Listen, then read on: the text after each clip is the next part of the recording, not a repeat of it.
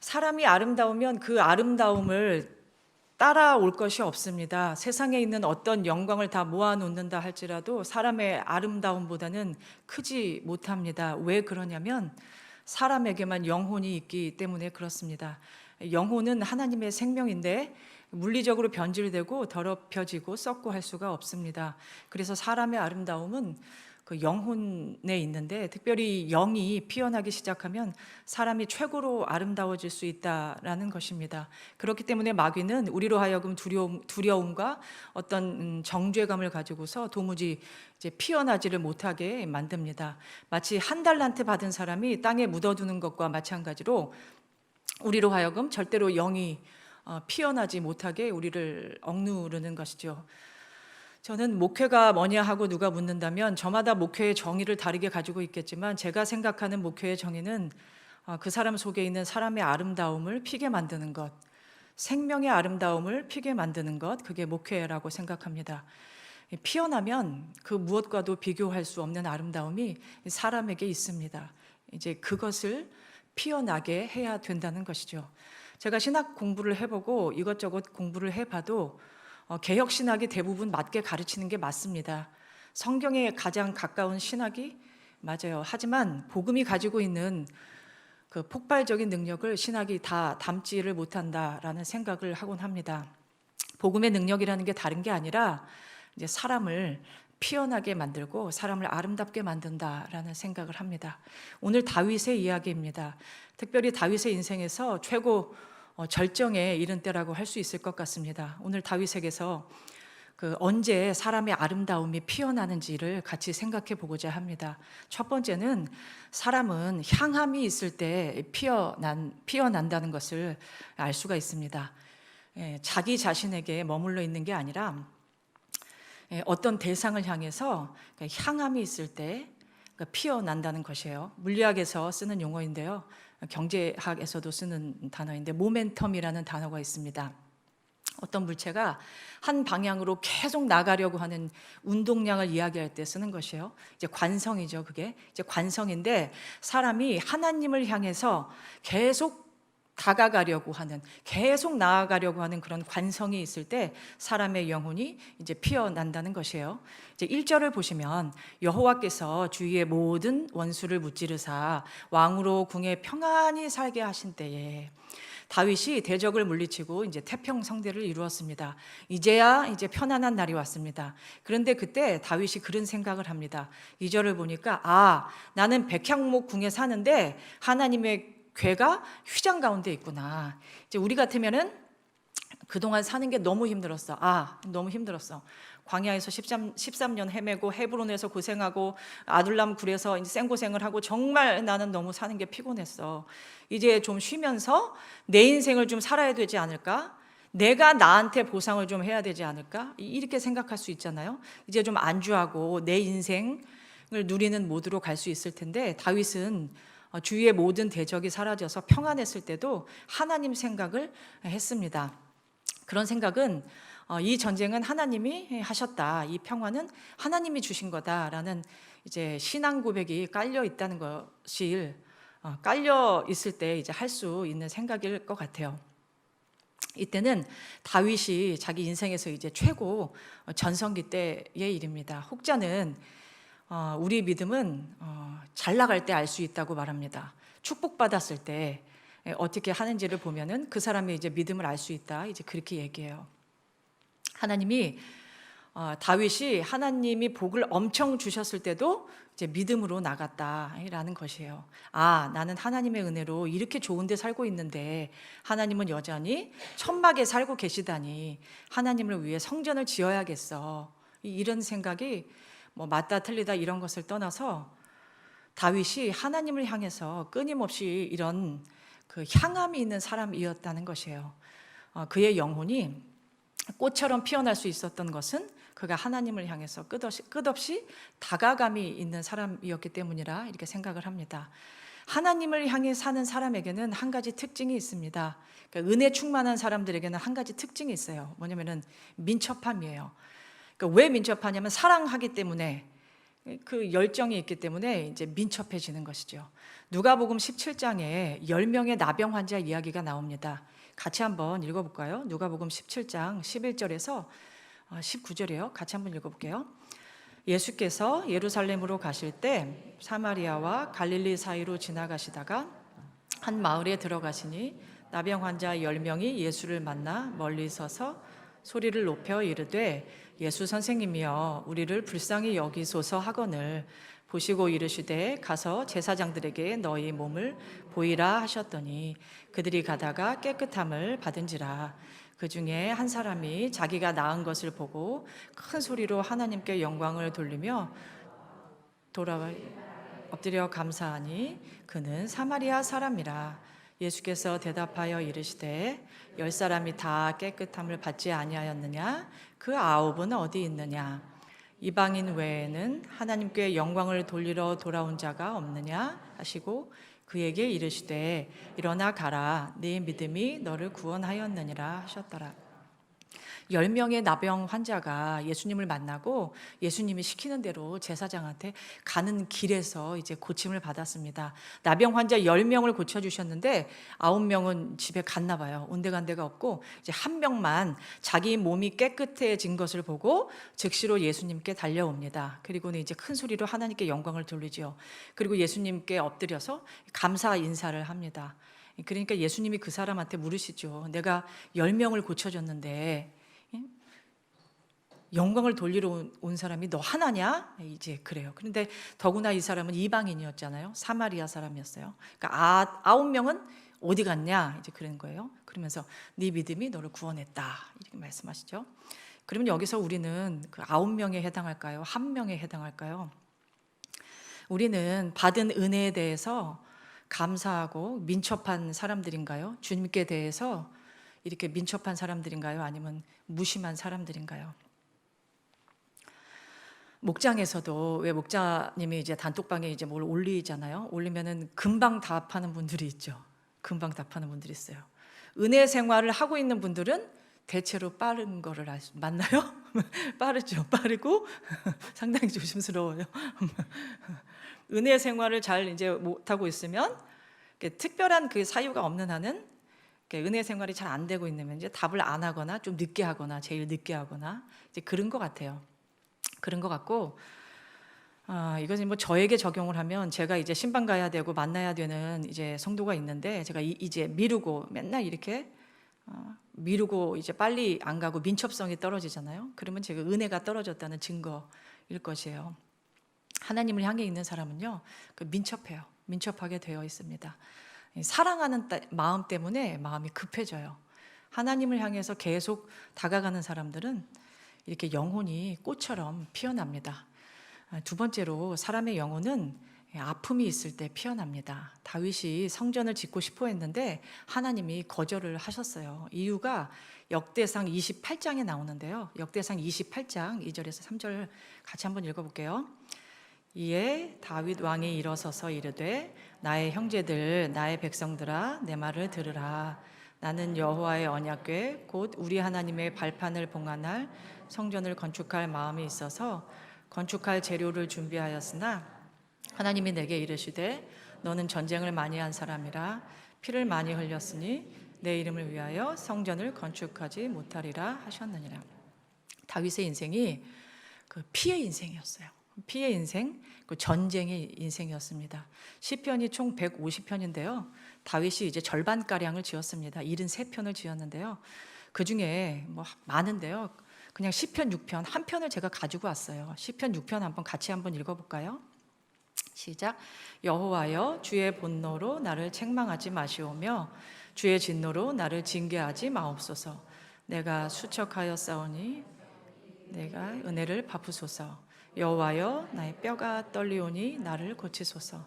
나의 영혼도 매우 떨리나이다. 여호와여 어느 때까지니이까. 여호와여 돌아와 나의 영혼을 건지시며 주의 사랑으로 나를 구원하소서. 사망 중에서는 주를 기억하는 일이 없사오니 수월에서 주께 감사할 자 누구리이까. 내가 탄식함으로 피곤하여 밤마다 눈물로 내 침상을 띄우며 내 요를 적시나이다. 내 눈이 근심으로 말미암아 쇠하며 내 모든 대적으로 말미암아 어두워졌나이다. 악을 행하는 너희는 다 나를 떠나라. 여호와께서 내 울음소리를 들으셨도다. 여호와께서 내 간구를 들으셨으며 여호와께서 내 기도를 받으시리로다. 내 모든 원수들이 부끄러움을 당하고 심히 떨며 갑자기 부끄러워 물러가리로다. 어떠신가요? 아픔이 느껴지시는가요? 여러분 사시다가 눈물로 요를 적셔보신 적이 있으신가요? 이불을 다 적셔보신 적이? 저는 이 말씀을 읽을 때요, 그리고 5절을 보면서 얼마나 괴로우면은 이제 죽으면 다 소용이 없으니까 살아있을 때 좀 도와달라는, 저는 이런 기도 많이 해봤습니다. 죽으면은 소용이 없으니까 살아있을 때, 스올에서 감사할 자가 누가 있습니까? 주님, 살아있을 때 좀 도와주시고 구원해 주셔야지 이러다가 죽으면 이제 끝이라는 거죠. 그 도와달라는 말이 있어요. 이런 말씀이 참 실감이 났었어요. 그러니까 다윗의 인생이 이제 한마디로 아픔이 있는 인생이었습니다. 대적이 끊임없이 따라다녔어요. 나중에는 자식까지 이제 대적이 되었습니다. 구약은 전체적으로 모형론이에요. 그러니까 다윗의 인생이요, 다윗의 인생만 얘기하는 게 아니라 신자들의 인생을 모형하는 것이에요. 우리를 모형해요. 그러니까 아프니까 청춘이다 그러잖아요. 아픔이 있는 게 인생이라는 것이에요. 아픈 게 인생이다. 그러면 아픔의 반대말이 뭘까요? 아픔의 반대말은 안 아픔이 아니라고요. 거짓이에요. 거짓. 우리 주변에 어떤 사람이 있는데 정말 완벽해 보이는 사람이 있으세요? 퍼펙트. 저 사람은 흠이 없고 정말 완벽한 보이는, 퍼펙트하고 완벽해 보이는 사람이 있나요? 그런 사람이 있다면 그거는 거짓이라는 것이에요. 거짓. 가면을 쓰고 사는 것이라는 것이에요. C.S. 루이스가 어렸을 때 어머니가 돌아가셨어요. 그때 결심을 했어요. 나는 앞으로 절대 울지 않겠어. 그리고 60까지 결혼을 안 하고 혼자 살다가 나이 60에 미국 여자 조이 데이빗맨이라는 여자를 만나요. 이 여자가 이제 크리스천이고 똑똑한 여성이었습니다. C.S. 루이스도 작가고 이 여인도 작가예요. 조이 데이빗맨을 이제 어느 날 이 여인이 C.S. 루이스한테 그린 거예요. 너는 크리스천이고 옥스포드 대학 교수라는 사람이 그렇게 가면 쓰고 살고 하나님 앞에서도 안 아픈 척하고 네가 그러고 무슨 글을 쓴다 그러냐. 네 글을 그거 다 가짜다. 네가 하나님을 제대로 알 거냐, 사랑을 알 거냐, 이런 얘기를 한 거예요, 이 여인이. 그래서 C.S. 루이스가 이제 전곡이 찔렸는지 이 여자한테 반했어요. 이 여자한테 이제 푹 빠진 거예요. 그래서 나이 60에 결혼을 해요. 둘이 결혼을 했는데 이 여인이 사실은 암 환자였어요. 암 환자였는데도 거의 1년밖에 못 산다고 했는데도 결혼을 해요. 결혼을 해서 이 여인이 4년을 더 살았는데 그 4년 더 산 것에도 또 간증이 있어요. 미가서 말씀을 통해서 은혜 받고 이제 또 하여튼 더 살아요. 4년 동안 살다 이제 죽어요. 그래서 C.S. 루이스가 이 여인을 만나기 전과 후가 글이 달라요. 글이 달라요. 4가지 사랑, 헤아릴 수 없는 슬픔 등등 그 주옥 같은 글이 이 조이 데이빗맨이라는 여자를 만난 이후, 그리고 이 여인, 사랑하는 여인이 죽었을 때 60에 결혼을 했는데 그 여인이 4년 살고 죽었잖아요. 그녀가 죽었을 때 그 주옥 같은 글들이 마구 쏟아져 나와요. C.S. 루이스가. 그러니까 뭐예요? 그게 C.S. 루이스의 이제 영혼의 아름다움이 글을 통해서 이제 자기 작품을 통해서 막 터져서 나온 것이에요. 제가 여름 휴가 때 라스트 세션이라는 연극을 봤어요. C.S. 루이스하고 그 프로이드하고 대화를 이제 다룬 연극이에요. C.S. 루이스는 유실론자, 프로이드는 무실론자. 신이 있냐 없냐 그걸로 그냥 대화만 2시간 하다 끝나는 연극이에요. 있냐 없냐 이제 그래요. 거기서 인상적이었던 것 하나가 프로이드가 생전에 음악을 안 들었다 그래요. 음악을 안 들었대요. 왜 안 들었냐면 음악을 들었을 때 자기 안에서 나오는 그 감정이 뭐 때문에 일어나는지 분석이 안 된다는 거예요. 분석이 안 돼서 과학적으로 분석이 안 되는 거는 자기가 이제 용납할 수가 없었대요. 그래가지고 그런 거를 느끼고 싶지 않아서 이제 안 들었다. 그런 대사가 나와요. 그런데 그가 음악을 안 듣기 시작한 때, 신이 없다고 규정한 때, 그게 언제부터인가 하니 그 프로이드의 딸이 죽었을 때였어요. 프로이드가 이제 딸의 죽음 앞에서 유대인이지만 그 신을 부정하기 시작한 것이에요. 또 흥미롭게도 그 진화론을 만든 그걸 생각해낸 찰스 다윈도 딸이 병으로 죽어요. 그런 거를 경험한 사람이에요. 그러니까 저는 그렇게 생각할 때 그들의 무신론이 철저하게 하나님을 부정하는 게 그들의 아픔과 무관하지 않다는 생각을 해요. 그러니까 이 연극 마지막에 프로이드가 오랫동안 이제 지병으로 앓고 있던 게 있었어요. 구강암이 있었어요. 구강암으로 이제 죽는 장면이 나와요. 연극 마지막에. 근데 음악을 틀어놓고 들으면서 죽어요. 음악을 틀어놓고 들으면서 죽어요. 그러면서 이제 아픔이 하나님을 만나면 아름다움으로 피지만 아픔이 하나님을 못 만나면은 피지를 못하고 그냥 이렇게 끝나는 것 같아요. 강영우 박사님이라고 아시죠? 저희 그때는 돌아가셨어요. 돌아가셨는데 왜 시각 장애인으로는 장로님이셨고 그랬잖아요. 시각 장애인으로는 우리나라 최초로 이제 박사가 되신 분이 계셨잖아요. 미국의 그 피츠버그 대학에서 박사 학위 받고 루즈벨트 대통령 그분도 장애가 있으셨으니까 그분한테 이제 표창도 받고 이렇게 그런 분이 계셨잖아요. 2014년도인가 하여튼 그때 돌아가셨는데요. 그분 아들이 어릴 때 미국에 학교를 다니는데 다른 친구들은 주말이면 이제 아빠랑 야구한 얘기, 축구한 얘기 그런 걸 이제 아빠랑 논 얘기를 월요일 날 학교 오면 막 자랑을 한대요. 근데 자기는 아버지가 시각장애인이시니까 맹인이니까 놀아주지를 못하는 거예요. 그게 아들한테 항상 불만이고 자기 아빠에 대해서는 이 아들이 뭐 자랑할 게 없어가지고 맨날 기가 죽어서 다녔대요. 그런데 어느 날 강영우 박사님이 이제 점자로 된 동화책을 이제 사오신 거예요. 잔뜩 사오신 거예요. 그래서 밤이 되면 밤마다 이제 불을 꺼놓고 깜깜한 밤에서 그 점자 동화책을 아들한테 읽어주기 시작한 거예요. 그러니까 이 아들이 깜깜한 데서 동화책을 읽어주니까 너무 신기한 거예요. 동화책을 읽어준 아빠가 너무 신기한 거예요. 그 점자가 있는 거를 모르잖아요, 애들은. 그래서 학교에 가서 자랑을 한 거예요. 우리 아버지는 불을 끄고도 동화책을 읽을 수 있어. 우리 아버지는 불 하나 없는 깜깜한 방에서도 동화책을 기가 막히게 잘 읽어주신다. 이렇게 자랑을 한 거예요. 그러니까 친구들이 정말 신기하다 하고 이제 그때부터 이 아들을 부러워한 거예요. 이 아들이 이제 강영우 박사의 큰 아들 강진석 씨예요. 강진석 씨가 아실지 모르겠어요. 유명하신데 나중에 하버드 대학을 가요. 하버드 대학을 가는데 하버드 대학은 이제 공부만 잘한다고 가는 게 아니라 그 머리 좋은 사람들은 전 세계에서 오니까 뭐 성적 좋은 사람들은 많아요. 그러니까 그것만으로 뽑아주진 않아요. 뭐를 봐요? 에세이를 보잖아요. 에세이를 보는데 이 강진석 씨가 그때 이런 제목의 에세이를 썼대요. The Bad Time Story in the Darkness. Bad Time Story in the Darkness. 어둠 속에서 들려오는 아버지의 이야기. 잠잘 때 들려주는 어둠 속에서 들려오는 아버지의 이야기. 그 이야기를 자기가 경험했던 거를 이제 에세이로 썼대요. 그러니까 하버드 대학 교수들이 강진석 씨의 이 그 에세이 스토리에 반했어요. 반해가지고 우리 대학에는 이런 사람이 필요하다. 그리고 입학을 시켜줬대요. 강진석 씨가 하버드 대학 의대에서 안과 전문의가 돼요. 아버지 같은 사람들 치료해줘야겠다. 그런 생각이 드니까요. 3만 명의 눈을 뜨게 해줬다 그래요. 수술해서. 하나 더 예를 들어볼게요. 부활의 김태원 씨 있잖아요. 작곡가 김태원 씨가 대마초 마약으로 2번 구속됐었어요. 젊을 때. 그 사람이 이제 두 번째 구속됐다가 출소하는 날 아버지가 교도소 문 앞에서 기다리다가 아들이 나오는 거 보자마자 그 자리에서 낚아채서 손을 꽉 붙잡고 못 붙들게 하고 당신 집으로 데려갔대요. 데려가서 당신 방 서재에다가 김태원 씨를 가뒀대요. 집어넣고는 밖에서 못질을 했대요. 못 나오게. 넌 나오면은 너는 그러니까 나쁜 짓을 하니까. 그리고 김태원 씨가 그 속에서 뭐 할 게 없으니까 아버지 서랍을 이제 막 뒤적뒤적 한 거예요. 그러다가 아버지가 아주 오래전에 쓴 일기장 하나를 발견해요.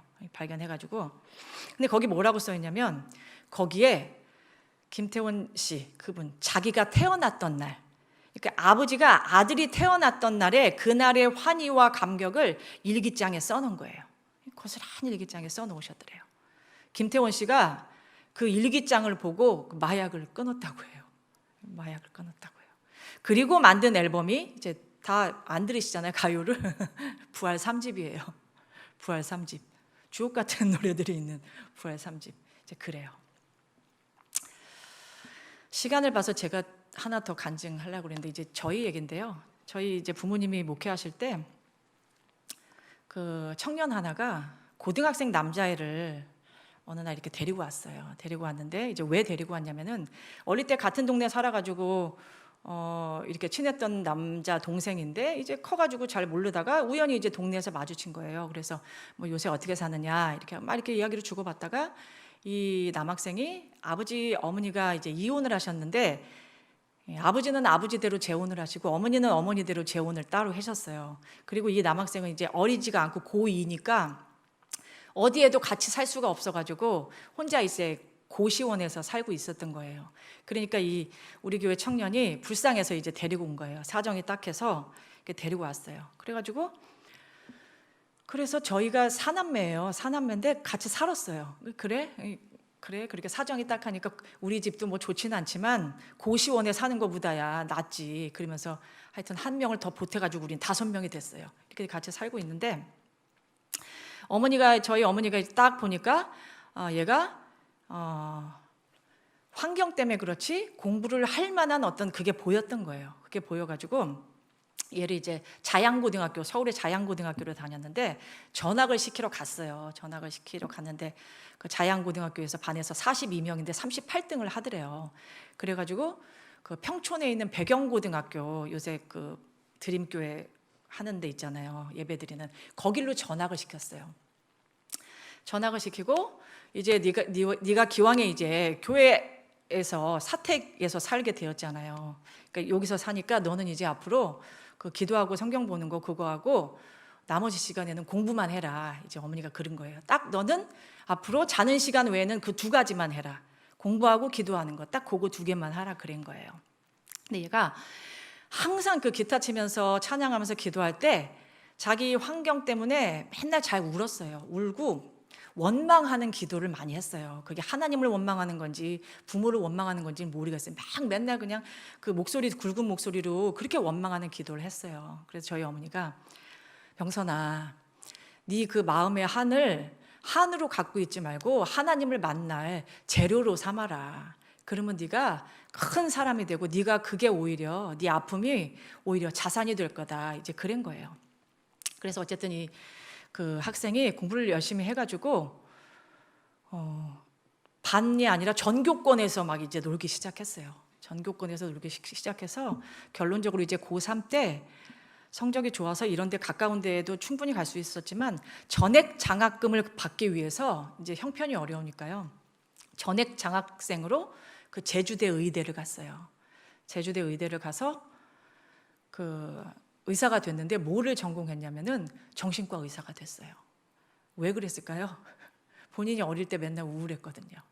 그 환경 때문에 맨날 우울하니까 나는 그런 학생들, 그런 사람들을 치료해 줄 거야 하고 이제 정신과 의사가 됐어요. 얼마 전까지만 해도 카톨릭 성모병원에 있는 걸 제가 봤는데 이제 개인 병원을 차려가지고 이렇게 나갔더라고요. 이제 그런 거예요.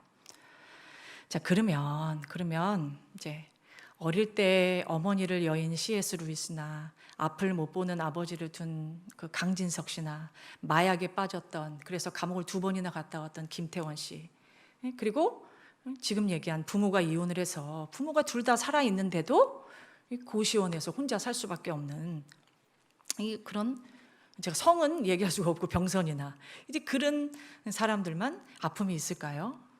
여러분은 아픔이 없으신가요? 아픔은 부끄러운 게 아니에요. 아픔이 하나님을 만나면 오히려 영혼이 그 엄청나게 피어나요. 피어난다는 것이요. 결론은요. 지난번에 이창재 전도사님 설교에서 에피소드 하나를 들은 적이 있어요. 다 기억하실 거예요. 전도사님 왜 둘째가 아들이 넘어져서 그 심하게 다쳤던 얘기 했었잖아요. 거기에 그 얘기에 그 복음이 다 들어있어요. 기억하세요? 둘째 정원이가 넘어져서 크게 다쳤는데 아픈 게 너무 심하니까 어떻게 했어요? 아무도 가까이 못 오게 하잖아요. 걔가 그랬대잖아요. 울기만 하고 엄마가 가서 봐야 뭐 치료를 해주든 안 아프게 해주든 할 건데, 얘가 이게 아픈 정도가 너무 심하니까 그거를 꽉 붙잡고 누가 이거 건드려서 더 아프게 할까봐 그 자리에서 움직이면 쏜다, 그 자세로 얘가 아무도 못 오게 하고 있었다 그랬잖아요. 그거 붙들고 울기만 했잖아요. 그때 그 주원이가 뭐라 그랬대요? 주원이가, 야 이정원, 저는 굉장히 인상 있게 들었어요. 야 이정원, 엄마 착해 안 착해? 기억나세요? 엄마 착해 안 착해? 그 얘기 했다 그러잖아요. 그게 무슨 말이에요? 엄마가 너 아프게 할 것 같아? 안 아프게 할 것 같아? 그 말이죠. 그거는 이런 질문이에요. 하나님 착해 안 착해? 네 아픔을 더 아프게 할 것 같아? 안 아프게 할 것 같아? 네 상처? 그거 보여줘도 될 것 같아? 안 될 것 같아? 상처 가지고 놀릴 것 같아? 안 놀릴 것 같아? 약점 잡아서 놀릴 것 같아? 안 놀릴 것 같아? 그 말이잖아요. 맞죠? 하나님 가까이 오게 해도 될 것 같아? 안 될 것 같아? 그 말이에요. 엄마 착해 안 착해? 그 말이. 교회는요, 아픔을 말할 수 있는 곳이 돼야 된다고 생각해요. 목장 안에서도 이렇게 잘 되고 좋은 것만 나눌 수 있는 게 아니라 아픈 것도 나눌 수 있어야 된다고 생각해요.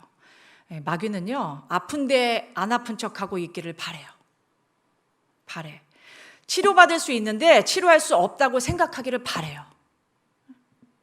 아픈 거를 붙잡고 고립되기를 바래요. 마귀가 그래요. 하나님이 다윗에게 성전 짓는 것을 거절하신 것은요, 너 피 많이 흘렸잖아, 너 전쟁 너무 많이 했잖아, 다윗 살아온 거 비난하신 게 아니에요. 다윗이 전쟁을 했으면 자기 위해서 한 거 아니잖아요. 하나님 위해서 한 거잖아요. 너 하자 있어서 성전 못 지어, 거룩한 성전을 이 하자 있어서. 아니에요. 거룩한 성전을 그 비난하신 게 아니에요. 손으로 지은 성전은 솔로몬이 물론 지었지만 더 나은 성전에 대한 계시를 다윗에게 주셨잖아요. 그렇죠. 그 계시를 주셨다는 게 무슨 말이에요? 하나님은 다윗의 믿음을 거절하신 게 아니라 다윗에게 더 좋은 믿음, 더 좋은 집, 썩지도 않고 쇠하지도 않고 변하지도 않는 그 영원한 집을 주시기를 원하셨던 거잖아요. 하나님이 다윗을 사랑하셨어요. 무척 사랑하셨어요. 네가 나 위해서 성전 지을 게 아니라 내가 너 위해서 성전을 지어줄게. 그래서 11절 하반절에 여호와가 너를 위하여 집을 짓고 16절에 네 집과 네 나라가 내 앞에서 영원히 보존되고 네 왕위가 영원히 견고하리라. 하나님은요, 무슬림들이 알라 신처럼 사람에게 뭘 요구하시지 않아요. 거꾸로 뭘 주시려고 하시죠. 좋은 얘기 하려고 하는 게 아니에요. 진짜예요. 진짜. 사도행전 17장 24절 25절에 이렇게 써 있어요. 우주와 그 가운데 있는 만물을 지으신 하나님께서는 천지의 주제이시니 손으로 지은 전에 계시지 아니하시고 또 무엇이 부족한 것처럼 사람의 손으로 섬김을 받으시는 것이 아니니 이는 만민에게 생명과 호흡과 만물을 친히 주시는 이심이라. 하나님이 좋은 것 모든 것을 주시려고 이 복음을 주셨잖아요. 오늘 본문의 8절 9절에요. 그러므로 이제 내 종 다윗에게 이와 같이 말하라. 만군의 여호와께서 이와 같이 말씀하시기를 내가 너를 목장 곧 양을 따르는 데에서 한낱 목자 양치기에서 데려다가 내 백성 이스라엘의 주권자로 삼고 네가 가는 모든 곳에서 내가 너와 함께 있어 네 모든 원수를 네 앞에서 멸하였은즉 땅에서 위대한 자들의 이름같이 내 이름을 위대하게 만들어 주리라. 이게 복음이잖아요. 본질상 진노의 자녀이고 전적 부패와 전적 무능을 타고난 우리이지만 영원한 성전이 우리 속으로 들어왔으니 어찌 사람이 아름답지 않겠냐는 것이에요. 성령의 전이 우리 속에 있으니 세상의 어떤 영광이 그것에 비할 수가 있는 것이냐는 것이에요. 하나님을 향해서 끊임없이 달려가는 사람, 아픔을 가지고 하나님께 달려가는 사람. 드라마 나의 아저씨의 명대사가 있어요. 아이유가 한 거 아세요? 유명한데 드라마를 안 보시잖아요. 아이유 명대사 저희 애들도 다 알아요. 뭐냐면 달릴 때는 내가 안 보여요. 아이유가 한 말이에요. 아이유가 왜 뽑혔어요? 특기에다가 달리기라고 적었잖아요. 달리기. 잘하는 게 없고요. 달리기 잘한다고 썼어요. 내가 안 보인다. 이제 그것처럼, 그 아이유의 대사처럼 끊임없이 하나님께 달려가는 사람에게 영혼의 아름다움이 폭발적으로 피어날 줄 믿습니다. 아멘.